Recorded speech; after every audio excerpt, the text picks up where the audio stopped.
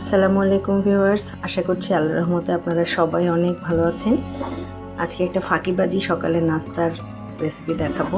মনে হয় আমার মতো এরকম অনেকেই করেন, অনেক আপুরাই করেন। চলুন শুরু করি।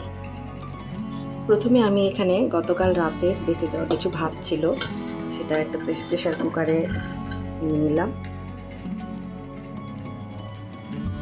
সেই সাথে কিছুটা ডাল ছিল, মসুরের ডাল, সেই ডালটা আমি প্রেশার কুকারে দিয়ে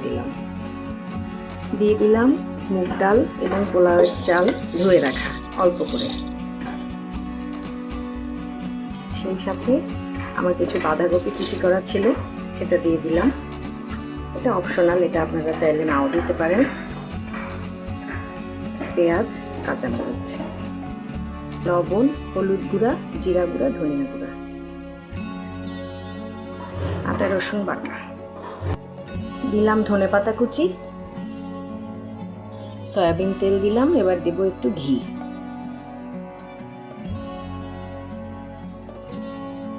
একটু বেশি করে পানি দিয়ে দিব।